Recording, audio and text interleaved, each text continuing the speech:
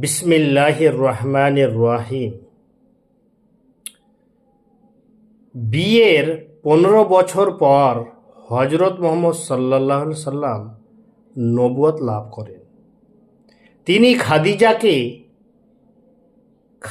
রাদিয়াল্লাহু তাআলা আনহাকে সর্বপ্রথম এ বিষয়ে অভিহিত করেন। পূর্ব থেকে খাদিজা রাসূলুল্লাহ সাল্লাল্লাহু আলাইহি সাল্লামের নবী হওয়া সম্পর্কে দৃঢ় প্রত্যয়ী ছিলেন।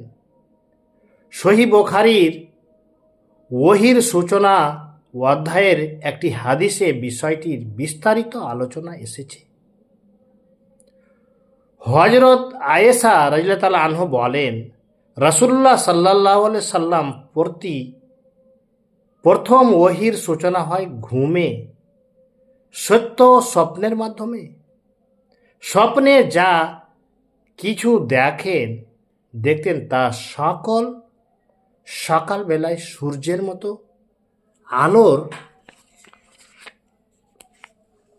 আলোর ন্যায় প্রকাশ পেত। তারপর নির্জনে থাকতে ভালোবাসতেন। খানা পিনার সঙ্গে নিয়ে হীরা গুহায় চলে যেতেন। সেখানে একাধারে বসে কয়েকদিন ইবাদতে মশগুল থাকতেন। খাবার শেষ হয়ে গেলে আবার খাদিজার কাছে ফিরে আসতেন। খাদ্যদ্রব্য আবার গুহায় ফিরে যেতেন। খাদ্যদ্রব্য নিয়ে আবার গুহায় ফিরে যেতেন। এ অবস্থায় একদিন তার কাছে সত্যের আগমন হলো। ফেরেশতা এসে তাকে বললেন, আপনি পড়ুন। তিনি বললেন, আমি তো পড়া লেখার লোক নয়। ফেরেশতা তাকে এমন জোরে চেপে ধরলেন যে তিনি কষ্ট অনুভব করলেন। ছেড়ে দিয়ে আবার বললেন, পড়ুন। তিনি আবারও বললেন, আমি পড়ালেখা তো লোকই নয়। ফেরেশতা দ্বিতীয় তৃতীয় তার সাথে প্রথমবারের মতোই আচরণ করলেন। অবশেষে বললেন, পড়ুন আপনার প্রতিপালকের নামে, যিনি সৃষ্টি করছেন মানুষকে জমাট বাঁধা রক্তপিণ্ড থেকে। এরপর রাসূল সাল্লাল্লাহু আলাইহি সাল্লাম ভয়ে কাঁপতে কাঁপতে ঘরে ফিরলেন। খাদিজাকে ডেকে বললেন, আমাকে কম্বল দিয়ে ঢেকে দাও। তিনি ঢেকে দিলেন। তার ভয় দূর হয়ে গেল। তিনি খাদিজার নিকট পুরো ঘটনা খুলে বললেন এবং নিজের জীবন আশঙ্কার কথাও ব্যক্ত করলেন। খাদিজা বললেন, না, তা কখনোই হতে পারে না। আল্লাহর কসম,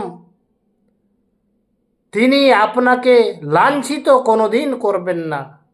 আপনি আত্মীয়তার বন্ধন সুদৃঢ়কারী, গরিব দুঃখীর সহযোগিতাকারী, অতিথি আপ্যায়নকারী, মানুষের বিপদে আপদে সাহায্যকারী। অতঃপর খাদিজা রাসূলুল্লাহ সাল্লাল্লাহু আলাইহি সাল্লামকে সঙ্গে করে নিয়ে চাচাতো ভাই ওয়ারাকা ইবনে নাওফিলের নিকট নিয়ে যান। তিনি জাহেলি যুগে খ্রিস্ট ধর্ম গ্রহণ করেছিলেন। হিব্রু ভাষায় ইনজিল কেতাব লিখতেন। তিনি বৃদ্ধ ও দৃষ্টিহীন। খাদিজা রাদিয়াল্লাহু তাআলা আনহা বললেন, শুনুন তো আপনার ভাতিজা কি বলে। তিনি জিজ্ঞেস করলেন, ভাতিজা, তোমার বিষয়টি কি বলো তো। রাসূলুল্লাহ সাল্লাল্লাহু আলাইহি সাল্লাম পুরো ঘটনা বর্ণনা করলেন। শুনে ওরাকা বললেন, এ তো সেই আল্লাহ যাকে মূসা আলাইহিস সালামের নিকট পাঠিয়েছিলেন। আফসোস, সেদিন যদি আমি জীবিত থাকতাম ও সুস্থ থাকতাম, সেই দিন তোমার দেশবাসী তোমাকে দেশ থেকে বিতাড়িত করে দেবে। রাসূলুল্লাহ সাল্লাল্লাহু আলাইহি সাল্লাম জিজ্ঞেস করলেন, এরা আমাকে দেশ থেকে বের করে দেবে? তিনি বললেন, হ্যাঁ, তুমি যা নিয়ে এসেছ, যখনই কোনো ব্যক্তি তা নিয়ে এসেছে সারা দুনিয়া তার বিরোধী হয়ে গেছে।